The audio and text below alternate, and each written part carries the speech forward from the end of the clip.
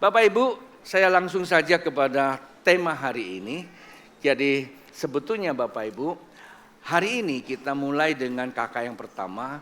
Saya hanya mau membawa Bapak Ibu mengerti satu hal, apa yang Tuhan mau kita lakukan dan apa yang sedang kita alami, itu yang pertama.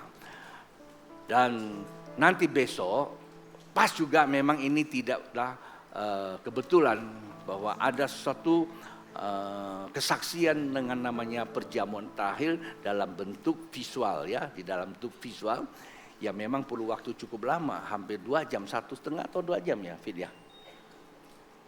Hampir 2 jam. Jadi kita mulai dengan satu pujian start, selesai kan kita akan doa sesuai dengan ilustrasi dari The Last Supper itu. Memang itu perlu kesediaan Bapak Ibu. Kemudian minggu sore, karena minggu pagi kita ibadah Paskah di tempat ini. Paskah itu nanti minggu, hari ini adalah Good Friday atau katakanlah Jumat Agung ya. Hari yang paling bersejarah. Tuhan Yesus sedang jam segini ya sedang disalibkan ya. Dari semalam dia sudah berdoa dan ditangkap dan jam 3 dia sudah dinyatakan inna ilahi wa innahi ilaihi rajiun jam 3. Jadi kita telah melihat sebuah fakta, dia mati dan sekarang dalam keadaan apa? 2000 tahun yang lalu ya, tapi hari ini beda ya. Habis itu hari Minggu dia reborn kembali dan dia kembali bangkit lagi ya. Ya, rise up ya. Jadi dia bangkit, dia membawa berita baru, yaitu kabar baik. Nah, itulah sebabnya hari Minggu saya punya pelayanan khusus untuk urapan ya. Urapan. Jadi apa yang akan kita kerjakan hari Minggu sore di kakak yang ketiga itu bicara tentang urapan. Bapak Ibu yang mungkin setelah dengar saya ngomong hari ini, karena hari ini kita tidak doa urapan, tapi kalau hari ini saya hanya berdoa buat mereka yang membutuhkan pertolongan Tuhan, doa kesembuhan. Percaya bahwa dia berjanji, dia yang akan menyembuhkannya. Ada amin Bapak Ibu. Baik. Nah, kita buka Alkitab kita di dalam 2 Tawarik pasal yang ke-7. Pada saat waktu Tuhan arahkan saya bicara melihat ini, saya agak sedikit bingung sebetulnya. Loh, Paskah kok bicaranya ini? Tapi setelah saya merenung beberapa hari, rupanya ada maksud Tuhan melalui ayat ini. Nah, saya baca dari 2 Tawarik pasal yang ke-7, 2 ayat sebagai pembukaan dasar pemikiran kita. Dikatakan di sini, bila mana aku menutup langit sehingga tidak ada hujan. Perhatikan Bapak Ibu, di sini ada peran Tuhan di dalamnya. Segala sesuatu yang terjadi nggak ada yang kebetulan. Bila mana aku menutup langit sehingga tidak ada hujan. Tapi dengan catatan Bapak Ibu, Tuhan tuh nggak jahat, main tutup-tutup aja usahamu. Ya, dan bila mana aku menyuruh belalang memakan habis, ya, belalang memakan habis hasil bumimu. Dan bila mana aku melepaskan penyakit sampah di antara umatku. Ini Tuhan semua nih. Ya, ini Tuhan semua. Ada apa dengan Tuhan? Dan terkadang kita akan menjadi orang yang a priori dengan kata Tuhan ketika kita berdoa tidak dijawab-jawab. Dan saya mau katakan setiap tulisan, setiap peristiwa ada alasannya. Bilang ada alasannya. Dan juga ada tujuannya. Itulah sebabnya jangan dulu kita mengukur dengan apa yang kita alami. Alasan Tuhan dan tujuannya dulu. Covid baru saja kita ngalami. Alasan Tuhan mengapa izinkan Covid terjadi Bapak Ibu.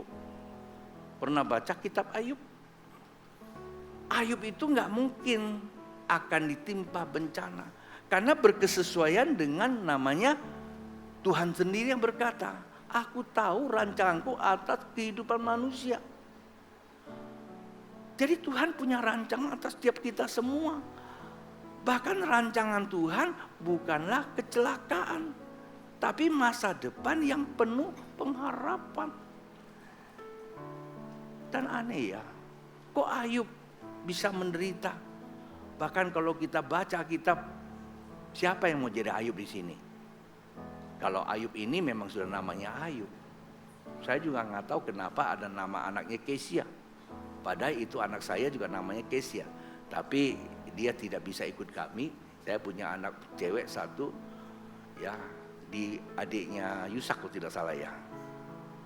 Beberapa bulan dia gugur. Terima kasih kepada Ifong dan istrinya yang waktu itu kami sedang KKR di Putu Sibau. Beliau yang merawat istrinya sehingga sampai anak itu harus dikeluarkan dan namanya Kesia. Kemudian nggak lama kemudian saudara saya yang di Putu Sibau lahir anak, saya berikan dia nama Kesia. Ada sejarahnya Bapak Ibu. Ya. Dan ini sudah duluan namanya Kesia. Itu anaknya Ayub. Tapi kalau saya tanya mau nggak jadi Ayub, pada nggak mau tentunya. Tapi Anda mesti tahu, nggak mungkin Ayub mengalami penderitaan berkesesuaian rancangan Tuhan. Dia nggak mungkin menderita. Kalau ada itu cuma hanya perjalanan hidup aja. Tapi kenyataannya anaknya habis, hartanya ludes. Bahkan punya istri lebih amsyong lagi. Ini istri yang model begini jangan ada di dunia nih. Doakan ibu-ibu, ya. Kadang-kadang kan kalau istri-istri, ibu-ibu tuh kan pengennya apa? Nikah itu wakai, wakai itu wakai. Kata orang Taiwan. Lu punya ya gua punya, gua punya ya gua punya. Sedikit kurang langsung tanduknya walaupun dia tuh betina. Ada tanduk itu. Yang di Taiwan tentunya. Rupanya istri si Ayub seperti itu juga. Pengennya happy-happy aja. Ayub memang pada mulanya happy. Sampai sekarang juga Ayub punya adik namanya Happy. Karena Ayub happy maka kehidupan mereka aman-aman saja. Saya nggak tahu kenapa nih keluarga saya satu ini punya nama lengkap begitu. Udah happy aman lagi. Dan memang itu kenyataannya. Tapi seorang istri tidak sanggup itu. Kesedih penderitaan dia bilang, Ayub, lu mati aja tuh angguran. Ya bahasa saya agak sedikit logat Jakarta.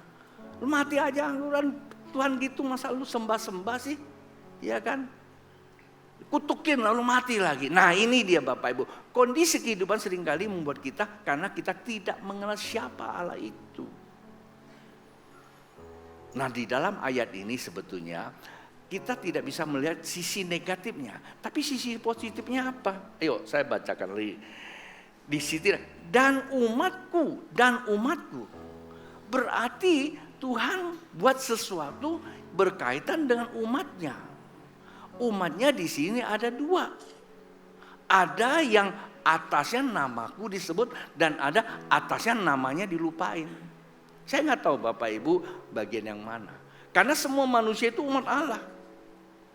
Nggak ada yang namanya manusia lahir di dunia umat abai-abal. Nggak ada, pasti umat Allah. Hanya persoalannya ya anak Allah yang terhilang atau anak Allah di dalamnya. Kan seperti itu. Jadi Bapak Ibu sih paham dulu satu ini. Ya. Nah, yang di sini dikatakan sebenarnya menunjukkan dua pribadi. Ya, dan umatku yang atasnya namaku disebut. Artinya Bapak Ibu ada tiga akar kata. Umatku dan atasnya dan namaku. Tiga kata yang menarik buat saya untuk share sedikit. Umat ada dua. Umat Allah atau umat yang memang menolak Allah. Atau umat yang melupakan Allah.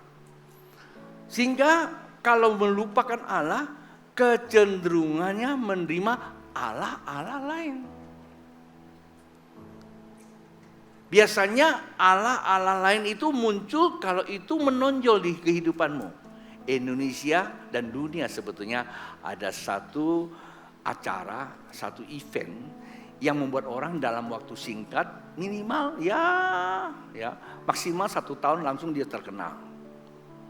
Biasanya lewat ya ada yang talenta, ada yang lewat pujian, namanya idol. Tahukah Anda Bapak Ibu apa itu idol?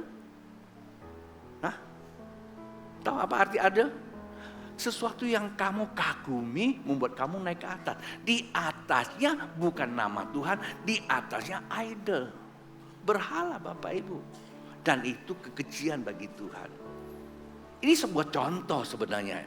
Saya tidak mengatakan bahwa idol itu sesat loh ya, jangan bawa situ. Tapi saya pakai contoh, kita tidak masuk ke dalam idol, tapi kita masuk di dalam idol kita yang sehari-hari. Baik di dunia bisnis, baik di dunia pendidikan, baik di dunia pelayanan, apa saja. Kalau udah di atas standar rata-rata, saya kadang-kadang bingung. Di atasnya ada nama Tuhan enggak? Kadang-kadang Tuhan diturunkan, tapi di atasnya adalah keterkena atau kekuatan itu. Nah, maksudnya di sini, maka di atasnya yang ada namaku disebut, ada 3 catatan. Apa dikatakan? Pertama, merendahkan diri. Berarti Tuhan sedang berbicara, hai, jikalau terjadi penyakit sampar, jikalau langit tertutup, jikalau hujan tidak turun, maka itu disebut apa? Bencana. Persoalan lah. Fisik mungkin sakit penyakit. Rumah tangga mungkin karena hubungan. Suami istri, hari-hari ini kita disegukan dengan yang gak gitu enak. Satu sisi enak banget, di sisi lain gak enak. Seorang sahabat kita yang cukup populer dan sekarang dia dipanggil Bapak di surga. Pada waktu yang sama keluar banyak video yang beredar sehingga Anda memutuskan yang mana yang benar. Saya katakan jangan dilihat. Tidak etis kita ambil sesuatu atas kesusahan orang lain, betul kan? Artinya apa? Setiap persoalan dalam hidup ini tidak berdiri sendiri, Bapak. Ada hukumnya. Apa yang kamu tabur, itu yang kamu tuai. Jikalau kita tabur yang baik-baik, niscayalah hidupmu pasti baik-baik saja sebagaimana ada rancangan di dalam kehidupan kita. Nggak ada amin. Dimulai dengan kita menabur. Kadang-kadang kalau kita mendengar nabur, selalu konotasinya, wah gereja nabur uang. Bukan itu Bapak Ibu. Kata menabur itu cara perkataan dan pikiran perasaan kita. Dalam segala sendi kehidupan, segala aspek kehidupan, bagaimana kita mengucapkannya, bagaimana kita memilih, bagaimana kita sikapinya. Kalau kita memperkatakan itu buruk, contoh sederhana, kalau di gereja pasti Tuhan memanggil kita untuk apa? Tuhan tidak memanggil kita hanya memenuhi bangku gereja, kan betul kan?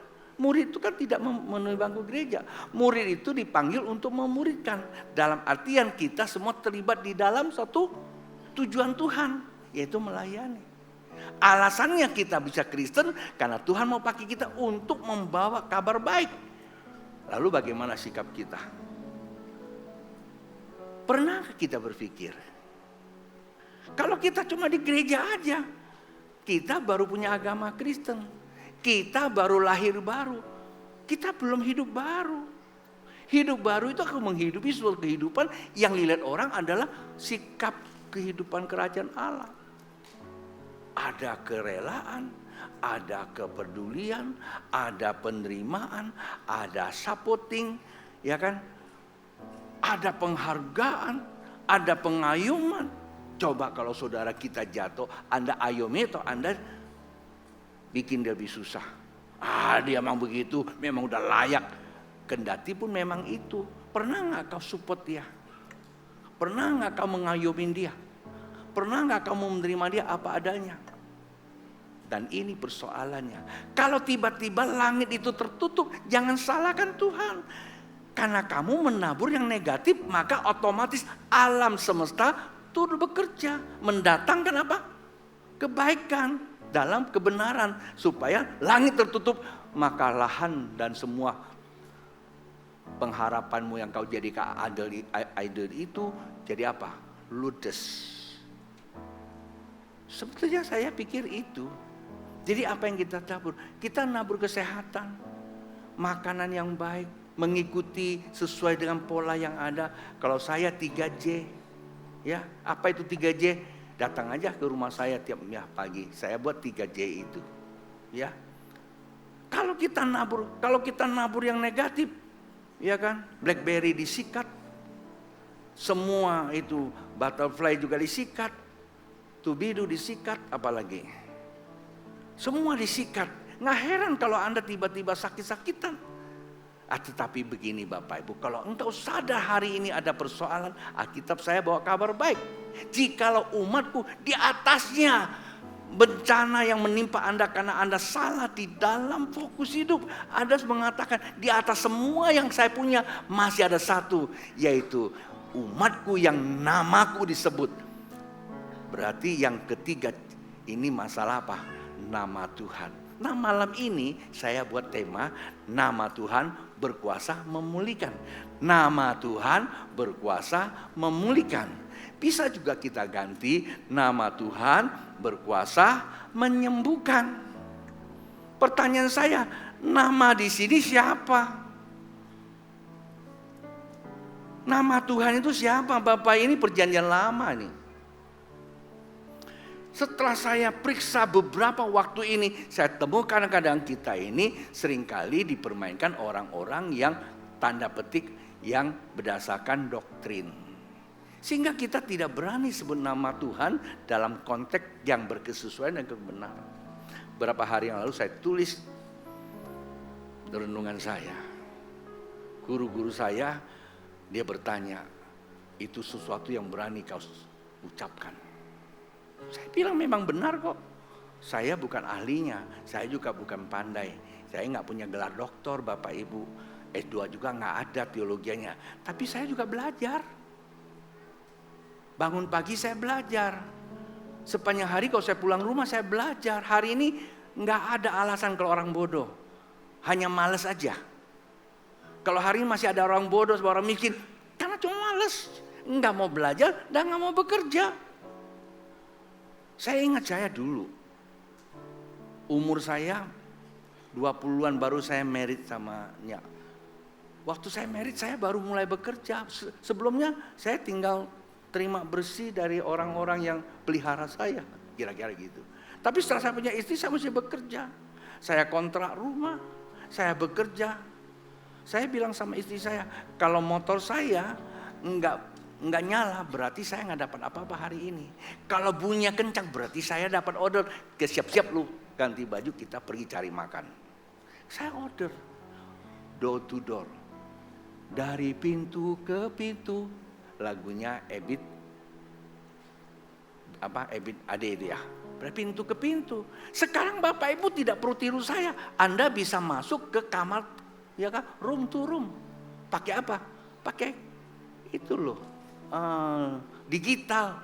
Kalau hari ini masih ada yang miskin, saya bilang, kamu cuma malas aja lah, nggak mau belajar. Kalau Anda sulit datang temu saya, ayo belajar sama saya ajarin cara bagaimana Anda untuk menjalankan hidup ini. Apalagi sekarang saya hamba Tuhan, saya berjalan di dua dimensi, dimensi alam semesta dan di dimensi ilahiyah. Tuhan turut bekerja, saya bilang pada kita semua. Nah, saya kunci lagi, nama apa itu Yesus? Nah inilah yang dikatakan Yeshua. Ya, namanya apa? Yahweh kalau kita tahu. Itu dalam Keluaran pasal yang ketiga ayat yang 14 dikatakan waktu Musa tanya sama Tuhan, waktu Tuhan mengutus Musa pergi ke Israel membawa bangsa Israel keluar. Dia bilang, Tuhan, bangsa Israel itu di Mesir pakai apa saya ngomong sama dia? Nama lu siapa? Ini bahasa saya. Nama lu siapa? Tuhan bilang apa? Sebut saja nama saya. Esya, akhir Esya. Aku adalah aku. Aku adalah aku, akar kata dari Haya atau Yeho. Maka dari situlah ada muncul satu tulisan YHWH. Huruf mati sebetulnya itu. Tapi kita bilang apa? Yahweh. Sedikit agak berteologi. Kenapa disebut Yahweh? Sebab walaupun tidak ada vokal, dia asal kata dari Yeho, Yahweh. Apa? Adonai atau Tuhan.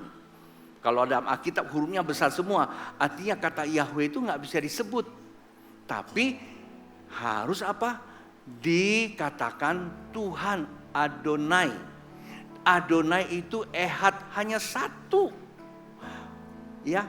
Penampakannya di dalam kehidupan disebut Elohim atau Eloheno. Eloheno itu mahadir, Elohim berarti majemuk banyak.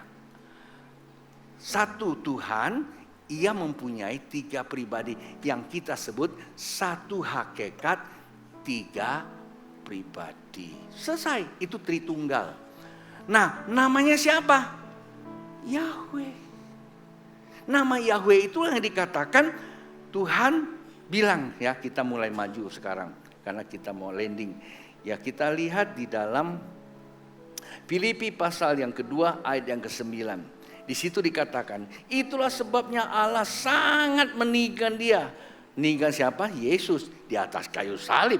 Nggak ada yang berani ditinggikan. Bapak Ibu mau ditinggikan sama Tuhan? Mau?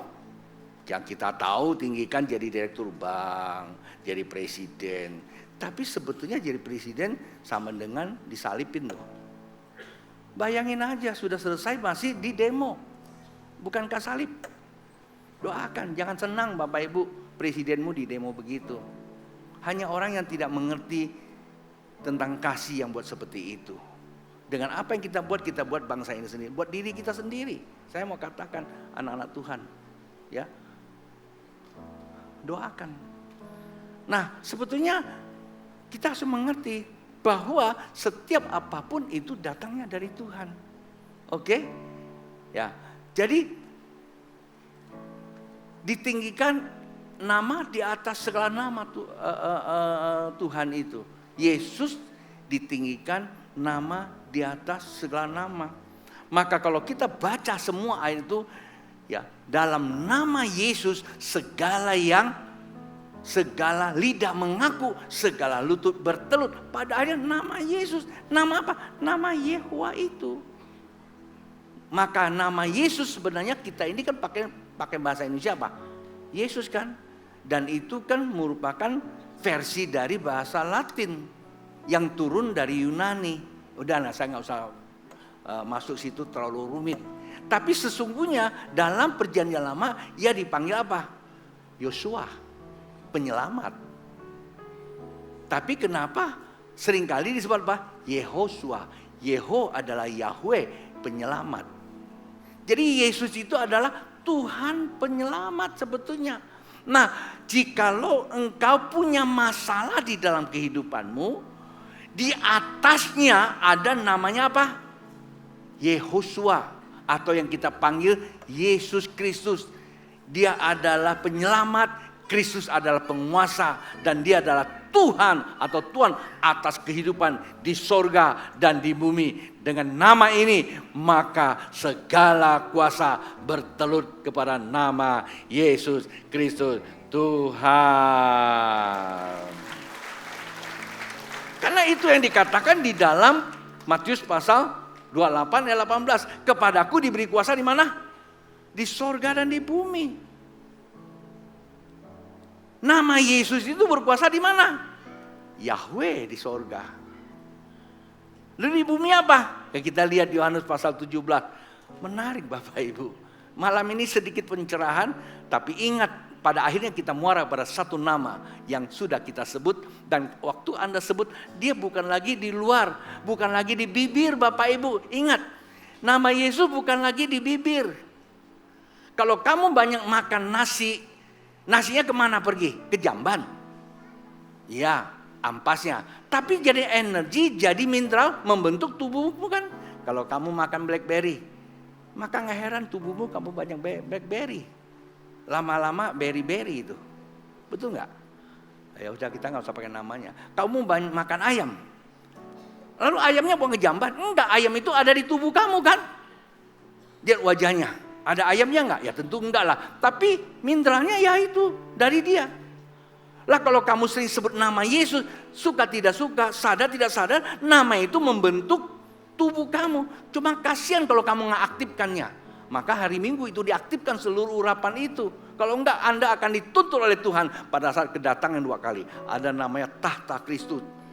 Walaupun Anda lahir baru, tapi masih hidup, Anda tidak hidup baru, kerajaan 1000 tahun bukan lagi tempat kamu. Kegelapan itu tempat kita. Ini yang Tuhan katakan Bapak Ibu. Ya. Keren gak? Ngeri gak? Ngeri itu Bapak Ibu. Jangan senang hanya punya nama Kristen atau jadi orang ya. Oke. Itulah sebabnya di dalam Yohanes pasal yang ke-7 ayat yang ke-17 ayat 6, aku telah, kata Tuhan Yesus, aku telah menyatakan namamu. Nama siapa itu? Tuhan Yesus mengatakan, aku telah menyatakan namamu. Nama siapa? Nama Allah Bapa, Yahweh, Yeho. Yang disebut apa? Ehe, Asher, Ehe. Aku adalah aku. Nggak, namanya aku adalah aku. Kau tanya siapa nama? Adalah aku. Jadi dia itu. Maka adalah aku akar kata dari haya. Itu orang Tiongkok tuh suka apa? Haya. Itu apa? Adalah aku. Nggak ada hubungan sih. Kan orang Tionghoa kan haya, sudah makan belum? Kan suka pakai haya, betul nggak? Kalau ngecek-ngecek di kota suka begitu, haya, sudah makan belum? Ya, rupanya haya itu adalah apa? Adalah aku. Ini dalam bahasa Ibrani-nya. Jadi nama Tuhan itu siapa? Adalah aku, Yehoshua. Yang diberikan kepada Yesus itu. Nah, di mana ya diberikannya? Saya teruskan lagi Bapak Ibu.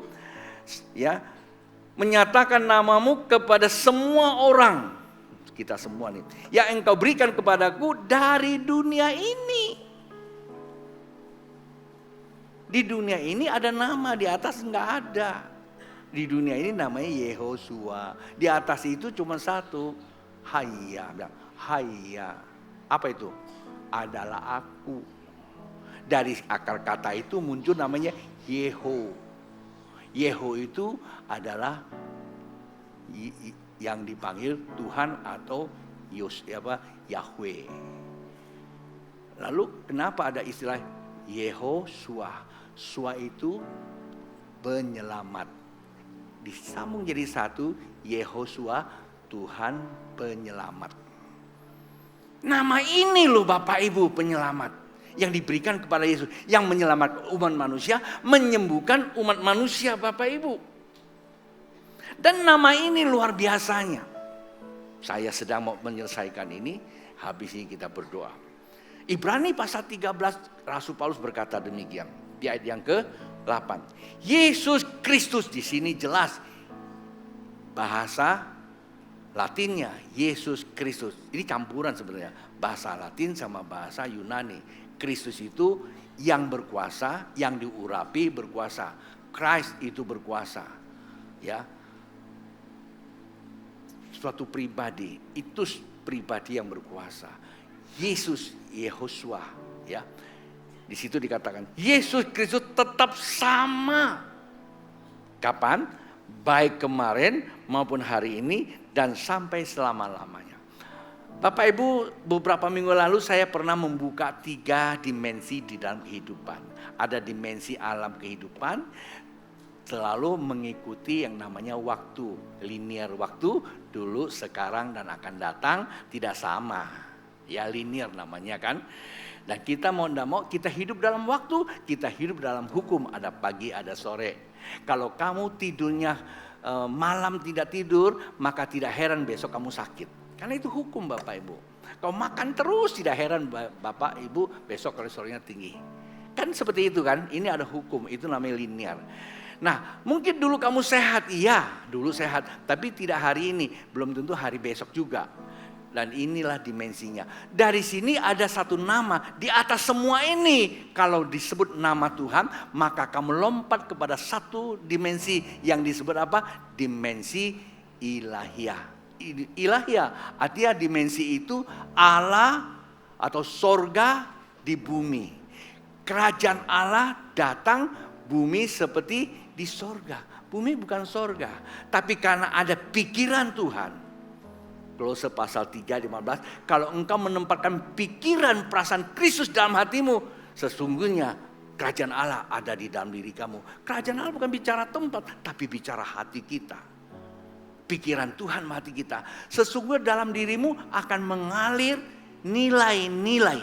Nah, nilai-nilai itu yang akan dihidupi oleh sikap dan perilaku daging kita. Melihatnya dengan pola kerajaan Allah, berkata-kata dan pola kerajaan Allah, hidupi dan pola kerajaan Allah. Maka sesungguhnya orang akan lihat, wow, dia nggak mengatakan surga, tapi dia akan mengatakan begini, Guru, betapa bahagianya di tempat ini. Dan disitulah tiba-tiba Bapa di sorga berbicara, inilah anak yang kukasih, kepada dia ku berkenan. Setiap waktu Bapak Ibu hidup dalam dunia ini, bisa dengan suara Bapa, menandakan Anda hidup dalam apa? Orang yang bisa dengar suara Bapa, ya hidup dalam apa? Dia hidup di dunia ini, di dalam rengkuan ilahi yang saya istilahkan apa? Kemah ilahi. Alam maut tidak dapat menguasai. Kenapa? Karena dia mengenal Allah, karena dia bisa dengar Bapak Ibu. Kenapa alam semesta, alam maut tidak menguasai? Karena di dalam dirinya tidak mempunyai tumbuhan yang palsu. Bapak Ibu orang Kristen, umat Allah, tadi saya katakan Alkitab memberikan sebuah perumpamaan.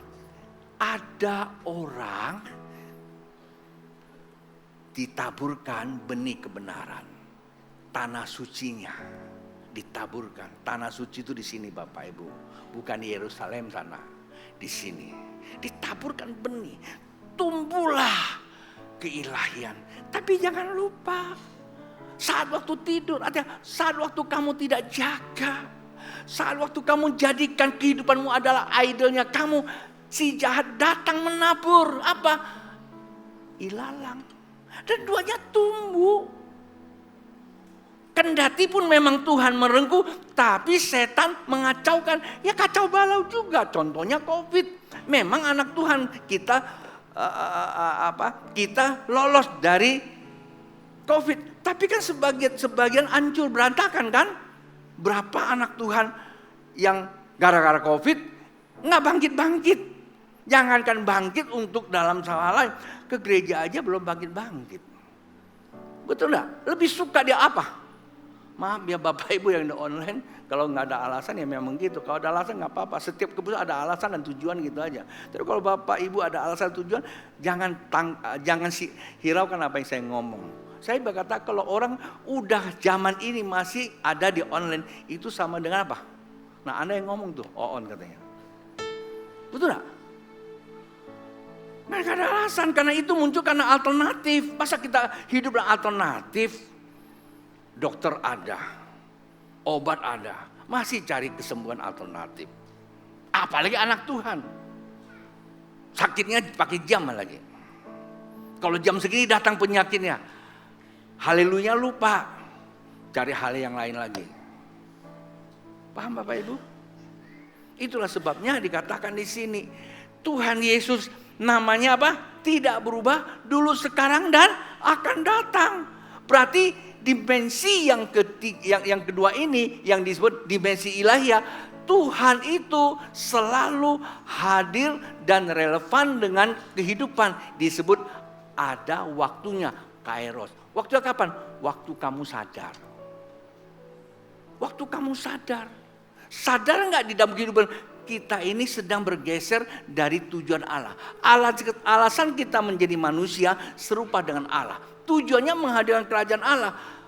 Sadar nggak bahwa kita ini tidak menghadirkan kerajaan Allah? Kalau sadar, cepat-cepat datang Tuhan. Itu namanya kairos. Itulah waktu Tuhan bersama kita.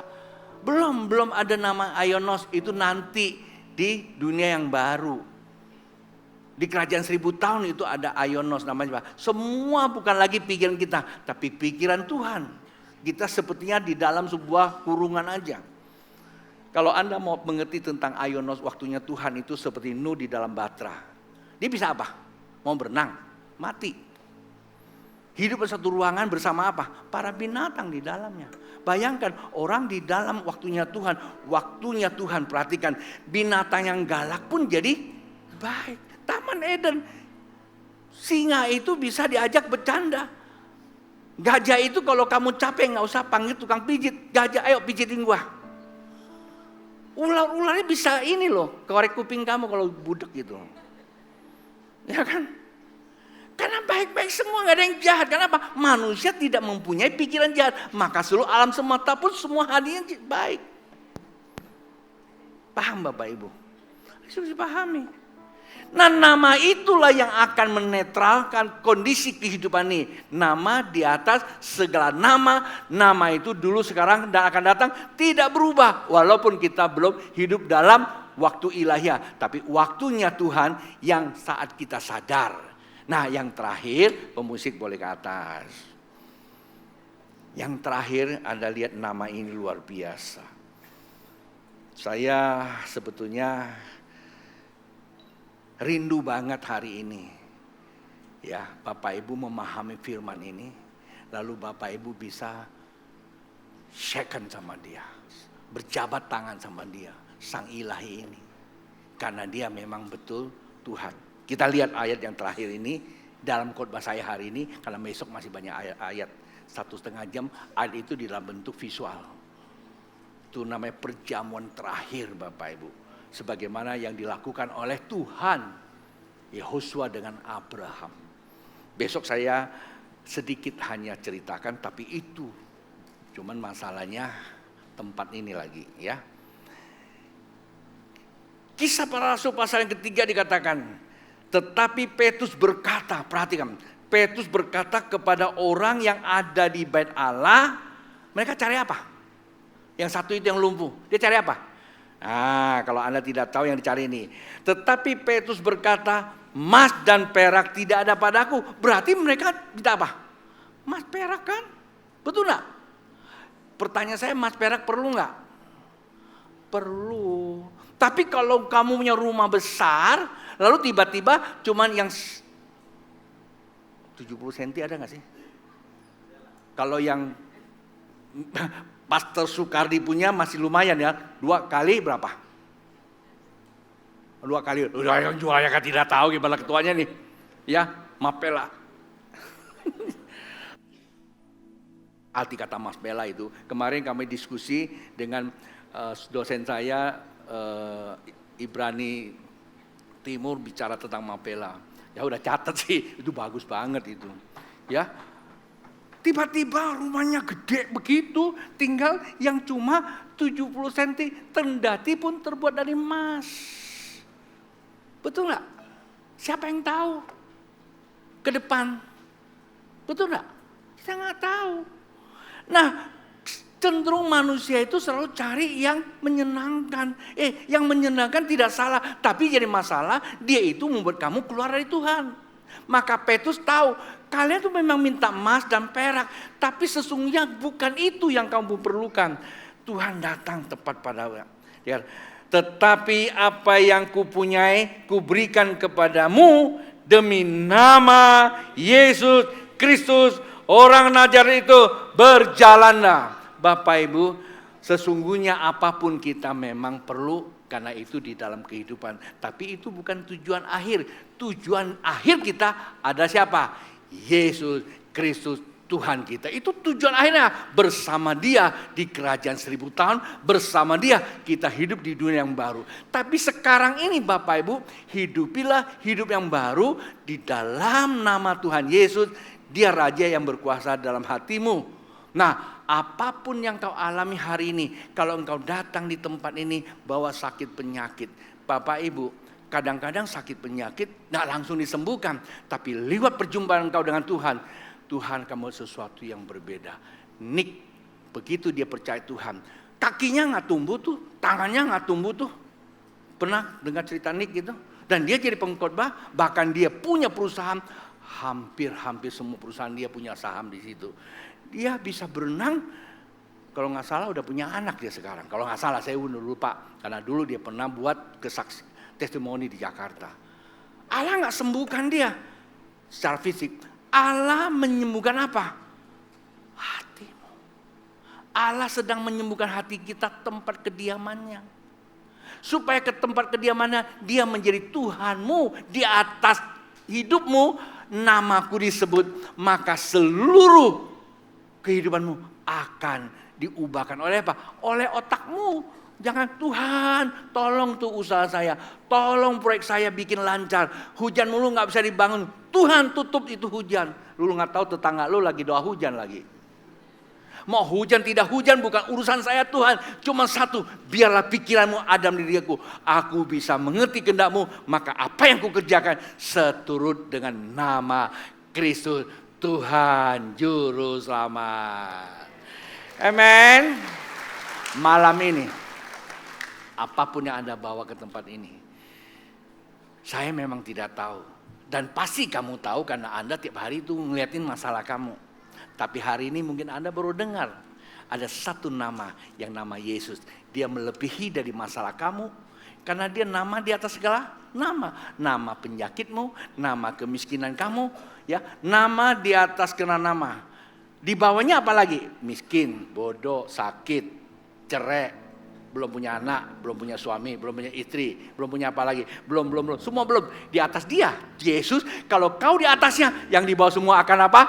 Datang dengan cara yang spektakuler. Sehingga pada saat dia datang, kita sudah siap dengan hati. Bapak Ibu, jadi orang kaya itu gampang. Tapi jadi orang yang mempergunakan kekayaan Tuhan itu tidak gampang. Saya belajar di situ. Ada banyak orang tiba-tiba kaya, tapi dia gak sanggup hidup dalam kekayaan. Tiba-tiba turun lagi. Seperti siapa? Ayub nanti Bapak Ibu. Akan terjadi sebuah restorasi. Malam ini saya berdoa ada pencerahan di hatimu. Engkau membutuhkan Kristus dan berdamai dengan dia sampai keputusan. Jikalau Bapak Ibu yang datang dengan bawa penyakit yang butuhkan kesembuhan fisik, saya juga akan berdoa. Jikalau Bapak Ibu membutuhkan kesembuhan hatimu, saya gak tahu masalah apa. Malam ini Tuhan sedang mau sembuhkan hatimu. Supaya besok dan hari Minggu di hari sore pengurapannya itu bukan mengurapi Anda, tetapi Tuhan akan mengaktifkan urapan. Amen. Mari kita bangkit berdiri. Haleluya.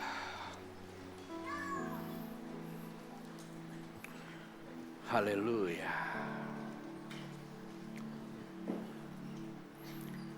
Bapak Ibu, karena kita hidup di dunia nyata, tidak lepas dari apa? Waktu, benda, ruang, terbatas. Di kesemuan itu ada hukumnya. Waktu malam, waktu pagi, waktu permulaan, waktu berjalan, waktu menabur, waktu menuai. Itu hukum. Maka untuk hukum manusia diberikan apa? Otak untuk berpikir. Disebut apa? Logika. Dalam hidup ini memang gak bisa lepas. Apakah iman itu tidak logik? Salah. Iman itu dimulai percaya. Bagaimana kita percaya kalau kita gak dengar? Bagaimana kita bisa ngerti kalau gak diajarin? Coba saya gunakan satu bahasa. Saya mau tanya Anda. Hinala wala hindila ala haula syakala waninai senala yawarin. Apa tahu? Karena belum diajarin. Sebetulnya saya sedang bicara apa? Kali ini semua anak-anak Allah, umat kepunyanya, Anda akan diberkati. Itu yang saya buat-buat. Kan namanya ilustrasi. Ya, bahasa apa tadi? Gua sendiri juga gak ngerti. Ya, cuma gua tahu itu bahasa gua dengan Tuhan. Nah, logik kan? Maka perlulah iman itu logik. Ya. Jadi dalam hidupnya ada logika, ada fisiknya, kemudian ada hukumnya. Anda bawa masalah apa? Yang nyata itu fisik kan? Sakit fisik. Enggak berhasil ya fisik. Apalagi? Pokoknya semua yang kamu ngerti itu fisik lah. Kalau enggak ngerti yang bukan fisik itu Bapak Ibu. Sesuatu yang diterjemahkan dalam fisik. Makanya apa? Logik dan fisik. Dan yang terakhir apa? Otak kita mengerti. Ini yang sulit Bapak Ibu. Negara kita terkenal dengan apa? Negara apa? Hati-hati lo bilang koruptor lo. Ya udah gak ada, udah ditangkapin semua. Negara kita, ini asik nih. kenapa ditangkap nih? Nah negara itu karena dasarnya yang jadi panglimanya apa? Hah? Bencana. Nggak disalahin dong. Ya hukum gitu loh. Nah itulah sebabnya kita anak Tuhan hidup hukum. Apa yang kau pikirkan hari ini, apa yang kau percaya itu akan terjadi. Itulah sebabnya Tuhan katakan, percayalah. Engkau akan melihat apa? Kemuliaan. Kau percaya nggak nama itu ada di otak kamu? Kalau nggak percaya engkau tidak tahu. Siapa yang disalibkan hari ini 2000 tahun lalu? Siapa? Ngomongnya, siapa yang disalibkan ini 2000 tahun lalu? Tahu itu. Siapa yang tahu hari Minggu akan terjadi apa? Hah? Kebangkitan. Kebangkitannya fisik atau roh? Hah? Kebangkitannya fisik atau roh? Roh. Nggak bisa lihat orang ya kalau roh. Kebangkitannya fisik. Hanya saja fisik yang dibangkitkan adalah tubuh yang tidak kita hidupi ini. Tubuh kekekalan. Dia bisa hadir sini nggak? Bisa. Dia bisa perlihatkan dirinya buat kalian. Bisa. Tapi ngapain? Hanya orang yang tidak percaya dia datang perlihatkan dirinya. Jangan-jangan waktu dia perlihatkan dirinya ada kabur lagi. Anda bukan teriak hantu apa Tuhan tapi hantu. Tapi dia hadir dalam sini apa? Bukti semua berkumpul karena nama Yesus. Bukti semua ada di sini karena nama Yesus. Anda tanya mereka, Anda melayani karena nama siapa? Ada di mana Yesus? Ada di sini udah. Masalah kamu apa? Tinggal ngomong saja. Umat yang namaku disebut, rendahkan diri pertama, cari wajah, terus bangun hubungan. Yang ketiga apa? Bertobat. Sadar itu bertobat, bukan lagi nyalakan orang lain, tapi berobat Bapak Ibu. Oke? Mari kita katakan, haleluya.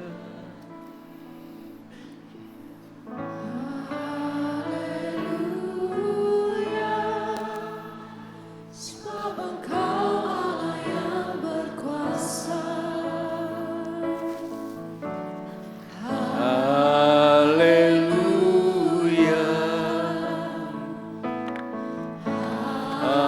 Haleluya. Sebab Engkau Allah yang Berkuasa. Haleluya. Kudus,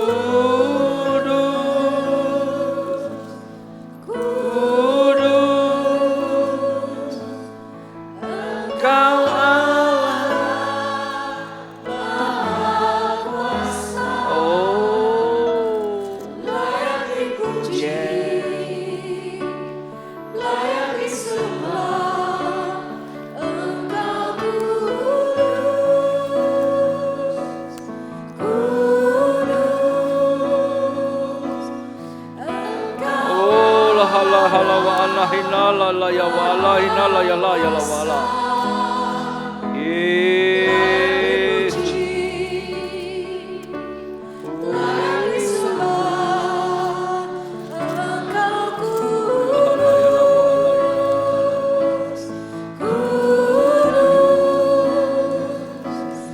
Engkau Allah Maha Kuasa. Yeshi kala la la wa la hina la ya la wa la.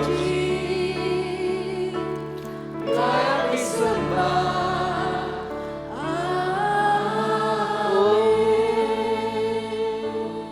Tenangkan hatimu, jiwa melekat kepada Dia Sang Ilahi. Dia nama, Dia juga bentuk fisik yang sesungguhnya memang hadir, kita tak bisa lihat. Tapi Dia juga bentuk dalam kebenaran secara ilahiyah. Tapi satu hal yang perlu kita ketahui, Dia di dalam misi ilahinya ada kebenaran. Ia sedang membenarkan tiap kita. Ketika engkau sedang menyambut kehadirannya, engkau memikirkannya, engkau mulai merasakannya, bukti Ia hadir dalam hati kamu, kamu bisa membedakan mana benar, mana tidak benar. Dan itulah tandanya Dia sedang hadir. Yang tidak benar engkau jijik melihatnya, engkau segera mencabut dari akar hatimu dan akan terjadi sebuah transformasi pikiranmu. Tapi kalau kita tidak merasakan bahwa apakah kita benar atau tidak, ya saya khawatir bahwa engkau belum menghadirkan dia dalam hatimu. Sebab kalau dia datang, dia tidak menghakimi, tapi dia membenarkan yang benar dan dia menyatakan yang salah itu benar salah. Dan waktu engkau tahu itu salah, engkau tahu dan engkau punya kekuatan untuk mencabutnya. Tidak ada keraguan. Terus berdoa. Malam ini waktumu bersama dengan dia. Saya berharap apa yang saya sampaikan Anda bisa mengerti. Ya Tuhan Maha Hadir. Kolose pasal 3:15.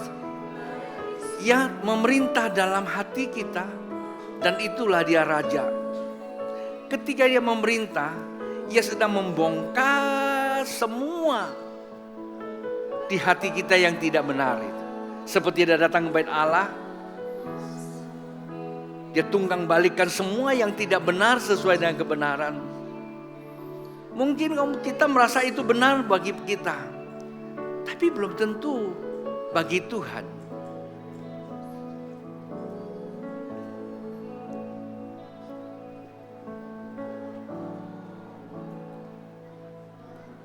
Jujur, setiap hari saya menerima kehadiran Tuhan. Dan setiap hari saya harus berkata, Tuhan ampuni saya. Karena dia datang menunjukkan kepada kita bagian kita mana yang belum terbangun. Doa bukanlah mencapai keinginan kita Bapak Ibu. Menyembah tidak mencapai keinginan kita. Sebab keinginan kita, kerinduan kita gak usah pakai intensitas kita. Saat kita mencapai kebenaran Tuhan itu otomatis. Doa itu sesungguhnya kita sedang mengalami transformasi. Doa adalah hubungan, divine connection. Kita mudah loh mengatakan divine connection, keterhubungan dengan keilahian. Tapi sesungguhnya waktu kita keterhubungan dengan keilahian, apa yang terjadi? Akan terjadi transformasi, pembersihan. Ada dua kategori situ. Ada yang cara resilient dari kita, saya tahu kita salah. Ada yang memang Tuhan perlu bongkar. Dan cara Tuhan bongkar ya memang kadang-kadang dengan kondisi, bencana, sakit, kelemahan. Itu Tuhan caranya. Kalau resilient dari kita sadar, cepat. Jangan sampai sesuatu yang buruk terjadi Bapak Ibu. Itu mengalami hadirat Allah. Sebagai hamba Tuhan, saya terus membawa Bapak Ibu. Bagaimana kita menjadi duta Borneo Blessing kalau kita bukan jadi tempat kediaman Tuhan. Kita akan perjamuan kudus Bapak Ibu. Buat apa perjamuan kudus? Perjamuan terakhir. Tuhan datang kepada Abraham. Kenapa? Karena Tuhan melihat hati Abraham. Hatinya benar. Maka dikatakan apa? Dikayosone atau sedekah. Dia melihat hati Abraham. Kasih dan keadilan. Dan benda ini, pribadi ini layak dijadikan alat Tuhan untuk membawa transformasi kehidupan. Kalau Bapak Ibu periksa Alkitab, memang setelah Nuh ada 3 bangsa di dunia ini. Tetapi kan gak semua yang dipilih keturunan Abraham. Kenapa ya dipilih? Karena hatinya, kalau Bapak Ibu baca Alkitab, besok kita di The Last Supper mungkin banyak bicara ini. Waktu dia membawa Abraham dia ke atas langit, hitung tuh bintang. Dan dia percaya bahwa itulah keturunannya. Padahal itu cuma simbolkan bintang. Pada masa itu Bapak Ibu, semua akan bilang dia gila. Karena pandangan manusia. Tapi kita yang bertanya Allah. Abraham, nanti keturunanmu bagaikan bintang di langit. Itu firman. Kalau hari ini ada suara datang kepada Anda melalui perenungan Anda, atau mungkin pengkhotbah mengatakan kamu akan jadi presiden. Kamu berkata, pengkhotbah ada-ada aja. Ya selesai. Tapi kalau coba kamu berpikir sama seperti Abraham. Dia percaya apa yang dikatakan Tuhan. Dia tidak mau melihat apa yang dia lihat. Tapi dia percaya apa yang kata Tuhan. Nah, kepercayaan itulah memiliki dasar hati yang dikatakan apa? Sedekah, kasih dan keadilan. Anda kalau mau beli mobil, mau beli rumah, kan mesti diperiksa-periksa dulu. Berkesesuaian dengan kamu punya uang keluar enggak? Kalau enggak mungkin beli kan? Sama, Tuhan mau pakai kamu, dia lihat dulu. Dan memang Abraham ini berkesesuaian dengan rancangan dia. Masuk. Dan disitulah dia memberikan apa? Roti dan anggur. Maksudnya apa? Dia memberikan hidupnya kepada Abraham. Lu bawa hidupku. Lu lahirkan generasi baru. Maka generasi yang dilahirkan siapa? Keturunan Abraham hanya satu. Bukan Anda dan saya. Selain daripada bangsa Yahudi yang disebut Israel. Anak Allah. Atau umat pemenang. Tapi yang disebut keturunan bukan mereka. Mereka itu cuma hanya apa? Umat pilihan. Yesus Kristus turunannya. Kalau Anda baca kitab Roma, dari dialah akan lahir generasi baru yang disebut orang Kristen, Anda dan saya. Itu karena kasih karunia. Siapa dia? Abraham mempunyai hati itu. Cek dulu Bapak Ibu, mau jadi duta Tuhan enggak? Punya tempat enggak? Saya bicara serius, saya bicara dari hati saya bicara rasa kebenaran. Kadang-kadang kita ke gereja aja, jangankan bawa orang, bawa diri kita aja. Ayo, ceklah. Wah, gereja kan banyak, bisa online. Iya, itulah namanya engkau tidak dibenarkan. Kita terlalu lebay. Kita abaikan kebenaran. Hari ini Tuhan tidak mendapatkan orang seperti Abraham. Padahal kita menjadi apa? Umat pemenang, mewarisi kemenangan. Abraham. Saya berdoa Bapak Ibu. Titik baliknya melalui Paskah ini. Kita diawali dengan Paskah 2022. Terjadilah kebangkitan. Pada tahun yang ketiga, inilah Paskah. Buat saya berdoa, Bapak Ibu, kalau saya berharap semuanya akan menjadi duta Tuhan, tapi kembali kepada Bapak Ibu masing-masing. Mari kita ambil perjamuan kudus.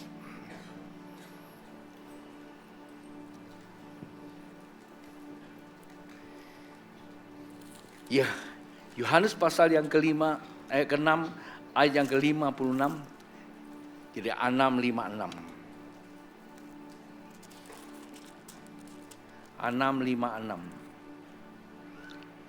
Di sini katakan, barang siapa makan dagingku dan minum darahku, ia tinggal dalam aku dan aku di dalam dia. Sama seperti Bapa yang hidup mengutus aku dan aku hidup oleh Bapa. Demikian juga barang siapa yang memakan akan hidup oleh aku. Jadi ini firman Tuhan yang diucapkan Tuhan dia sendiri kepada siapa? Bangsa Yahudi. Dan ini juga datang kepada kita. barang siapa yang makan roti, dia memiliki hidupku. Siapa yang pertama kali punya hidupnya Kristus dan kelimpahannya Kristus? Saya mau tanya siapa? Siapa yang mempunyai hidup Kristus dan kelimpahan Kristus? Siapa? Nggak tahu kan? Berbahagia Anda yang ibadah hari ini, termasuk yang online juga lah. Betul nggak? Tadi 5, 6, 5, 6. Sekarang 8, 5, 8. Kalau punya mobil pakai ini ya. 6, 5, 6, 8, 5, 8. Ya hanya sekedar kenangan aja. 8, 5, 8. Apa katanya? Kata Yesus kepada mereka, aku berkata kepadamu, sesungguhnya sebelum Abraham jadi, aku telah ada. Aku telah ada. Ehe, asye, ehe. Aku adalah aku. Aku adalah aku yang memberikan roti dan anggur. Kau siapa? Abraham. Yesus nama di atas segala nama. Saya gak menyesatkan Bapak Ibu. Guru saya dari Timur Tengah, dia khusus bahasa Ibrani. Kami diajarkan. Kekristenan sudah banyak rusak oleh teologi Barat. Katanya, saya cuma pinjam. Tapi saya senang kita gak rusak karena Alkitab. Hari ini Bapak Ibu, karena Kristus memberi hidupnya kepada Abraham. Kristus memberikan hidupnya kepada kita. Supaya kita mempunyai apa? Hidup yang baru. Hidup dalam apa? Kelimpahan. Haleluya. Dan itu bukan teologi kemakmuran. Kelimpahan itu tidak berbicara hanya uang. Kau punya cara berpikirnya diubahkan. Melihat segala sesuatu itu kecil. Karena cara di atas semua yang ada nama Kristus sehingga semuanya menjadi kecil. Amin. Mari angkat roti ini. Haleluya, haleluya, haleluya, haleluya. Sama saya katakan, Tuhan, terima kasih. Beberapa ribu tahun yang lalu engkau datang kepada Abraham. Pada saat itu adalah Abram. Kau memberikan roti dan anggur karena kau mendapatkan titik temu yang disebut divine connection. Ada keterhubungan keilahian. Engkau memberikan hidupmu bagi Abraham sehingga Abraham bertanggung jawab membawanya sampai kelahiran Kristus sebagai anak Allah yang hidup. Oleh Kristus yang melahirkan generasi ke generasi, yaitu orang percaya disebut Kristen. Yang disebut murid Kristus, yang oleh nama yang kau berikan melalui pembaptisan. Dibaptis dalam nama Bapa, nama Allah, nama Roh Kudus, yaitu Yehosua penyelamat, Tuhan penyelamat. Oleh nama itulah kami dilayakkan untuk mengambil roti, menerima hidupmu. Supaya kami dilayakkan untuk mengelola kehidupan ini. Yaitu menjadi kerajaan Allah. Nilai-nilai kerajaan. Ada kebenaran, ada damai, ada sukacita, ada kuasa dan ada kelimpahan. Bapak, hamba berdoa. Jemaatmu yang hadir pada hari ini. Yang ada di ruangan ini, di balkon atas maupun di overflow di bawah. Atau mereka yang streaming. Ribuan orang yang mengikutinya. Dan mereka akan menjadi duta kerajaan Allah. Memenuhi hati mereka. Dan mewarnai kerajaan Allah. Dan menjadikanlah Borneo adalah blessing bagi bangsa-bangsa. Sesuai firman Tuhan. Mari kita bersama makan di dalam nama Yesus.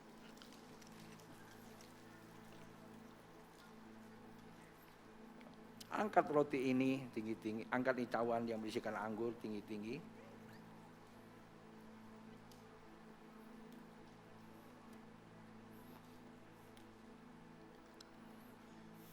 Thank you. Ikuti saya, katakan, Tuhan Yesus, inilah benih kerajaan-Mu, yaitu pikiran-Mu sendiri.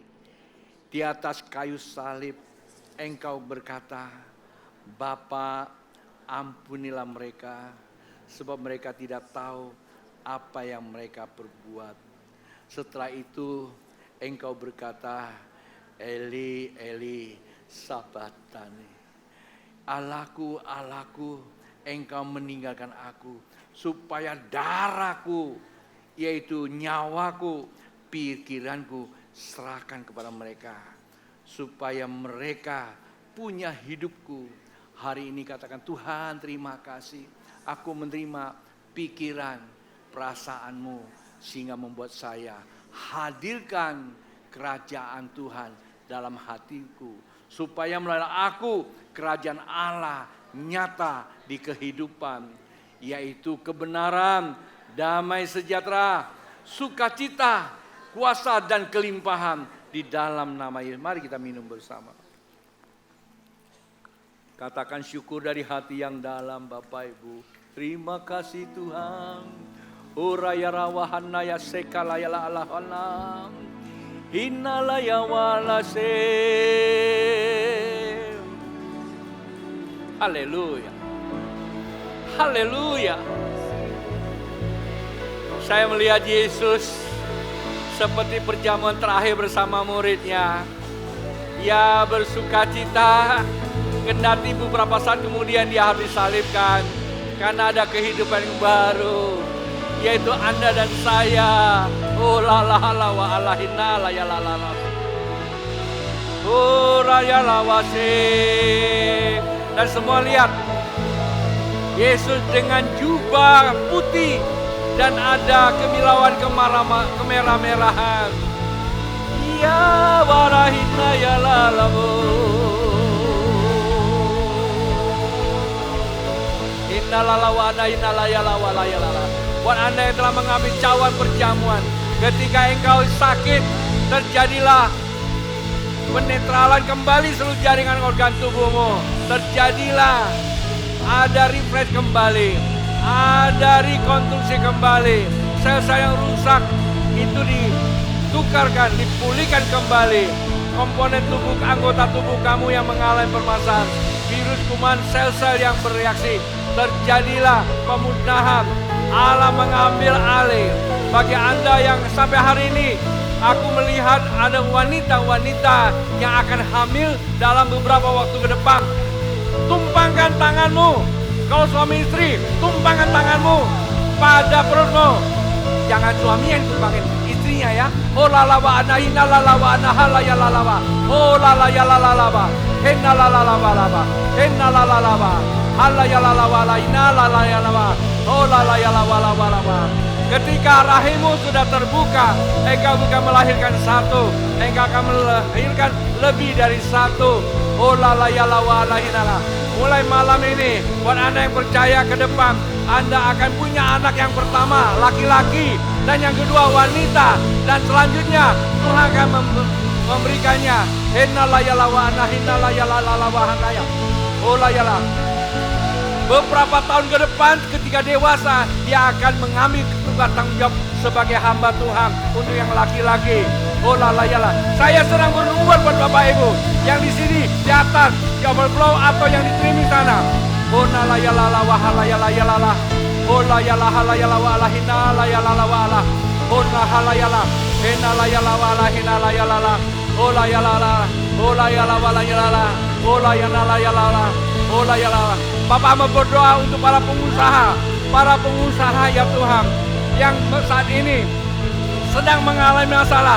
Sesungguhnya, dengar baik-baik, Anda bermasalah dengan usahamu.